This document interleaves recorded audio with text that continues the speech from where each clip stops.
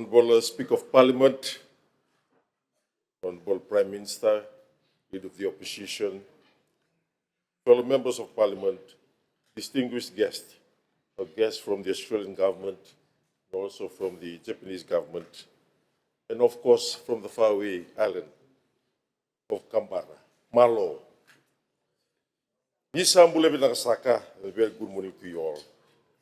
Mr. Speaker, sir, I rise to inform this August House on the Fiji Civil Registration Vital Statistics, or what is normally called CRVS, Awareness and Registration Campaign for the period of July to November 2025. CRVS is a basic right, a right that we must afford to all our people. In Fiji, birth registration is governed by the Births, Deaths, and Marriage Registration Act of 1975. The Act states that births should be registered within 2 months of the child's birth, but birth registration is considered on time if completed within 1 year of child's birth. In the priority areas identified through CRVS awareness and registration campaign, the average time for a birth to be registered was between 2 to 3 years. Through this campaign, which is a vital national initiative, we are dedicated to ensuring that every fetus is counted, recognized, and included from birth to death. This campaign represents more than administrative exercise. It reaffirms Fiji's national commitment to equity, dignity, and identity for all citizens. Through this effort, government agencies are extending their reach to every village on the island and household, ensuring that no Fijians remain invisible in the eyes of the government. By strengthening CRVS systems and promoting timely registration, Fiji continues to advance its vision of inclusive development, where every birth is registered, every life is acknowledged, and every Fijian is recognized. Mr. Speaker, sir, Fiji has continued to demonstrate regional leadership in strengthening its CRVS system. Early this year, the Fiji RVS Committee, in partnership with key stakeholders and with funding from the vital strategies and technical support from our development partners, including UN, FPA, UNICEF, SPC, and ESCAP, undertook a comprehensive analysis of on-time birth registration across Fiji. This analysis disaggregated data by gender, maternal age, and marital status, and for the first time, standardized key geographical variables such as place of birth and place of registration for all birth records from 2015 to 2024. This was a major milestone as it allowed us to identify priority areas and gender-specific inequities in birth registration across our islands, information that had not been possible to analyze before. Mr. Speaker, sir, during the two-day National Capacity Building Workshop held in Suma in March of this year, the divisional registrars and key CRVS stakeholders examined barriers that continue to delay on-time birth registration, particularly among mothers in rural and remote communities. These barriers include geographic accessibility, knowledge and awareness gaps, cultural and traditional practices, financial constraints, and of course, social stigma. These are not just administrative issues. These are human rights challenges that affect our citizens' access to education, to health care, social protection, and justice. To address these challenges, the Fiji RVS Committee, through the Registrar General's Office, is actively implementing measures. Key recommendations being pursued include: 1, community awareness. There is a sustained nationwide awareness programs, especially in areas with the longest delays in registration. 2, collaboration with Tauke Affairs. The strengthening of partnerships to address barriers unique to Tauke communities. 3, health sector engagement. The placement of birth registration banners at childhood wellness and immunization clinics, ensuring mothers are reminded at key touch points. 4, hospital-based registration desk.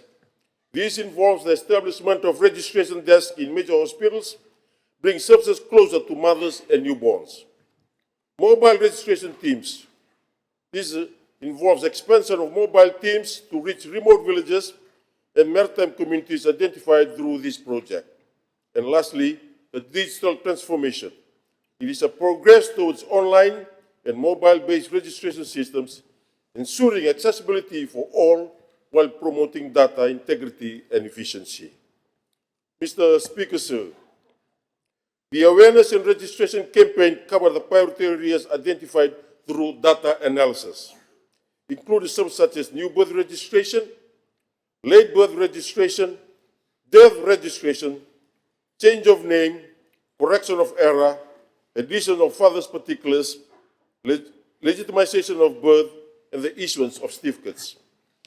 Between July and November of this year, the CRVS Awareness Registration Campaign has covered 10 targeted areas, including Lakemba, Naitasiri, Kandabu, Koro, Tailebu, Benga, Serua, Wonolebu, and right up to the highest village in Fiji, Navala. Through these efforts, hundreds of citizens were reached, long-delayed registrations were completed, and families were empowered with legal documentation that affirms their identity and belonging. Over the course of the campaign, several recurring issues have been identified affecting timely and accurate birth registration across various divisions and islands, including lost birth notification forms, no or limited interconnectivity, social and cultural factors, particularly so for those children born out of wedlock. Mr. Speaker, so we are committed to resolving these issues through improved access and connectivity, capacity building and awareness, strengthening data integrity and document management, and addressing social and cultural barriers and consideration for alternative proof of identity measures. Through the combined efforts of the Fiji Bureau of Statistics, the Ministry of Justice, the Ministry of Health and Medical Services, the Ministry of Etoke, and our development partners, tangible progress has been made to bring CRVS services closer to our people. As we look ahead, our focus remains steadfast to build a CRVS system that is people-centered, accessible to all, and capable of supporting national planning, service delivery, and social protection for every citizen.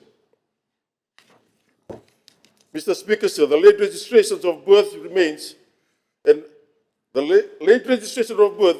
most prevalent challenge, particularly in Lakemba, in Nambuwalu, Sabu-Sabu, Tabeuni, Kandabu, Tailebu, Bengale, Serua, Naitasiri, and Nawosa. A key contributing factor is the delay or loss of notification of birth forms from health facilities, which hinders the registration process. In several areas, especially in outer islands, limited connectivity and difficult access to government services further compound these challenges. It was also noted that in Lakemba, baptism cards are being used for school admissions in place of birth certificates due to registration delays. This will be an area that we have to work closely with the Ministry of Education in terms of the enrollment of children. In Tailebu, social and cultural factors were highlighted, with the increase in children born out of wedlock who are not being recorded in the World Kambula, thereby affecting their registration. The issue raised fall under the responsibility of the Birth, Death and Marriages Office of the Ministry of Health and Medical Services, Etoke, emphasizing the need for coordinated efforts to strengthen CRVS service delivery and ensure timely issuance of vital documents. Mr. Speaker, sir, let us continue to work hand in hand, guided by the principle that every birth matters, every life counts, every death is recorded with dignity. Principles that are also govern our work in the human rights space and during this period of 16 days of activism against gender-based violence. Let us be reminded and remain committed to recording every vital event, for it is in the recording of vital events that we can and will develop evidence-based policies for our people. Thank you, Mr. Speaker, sir.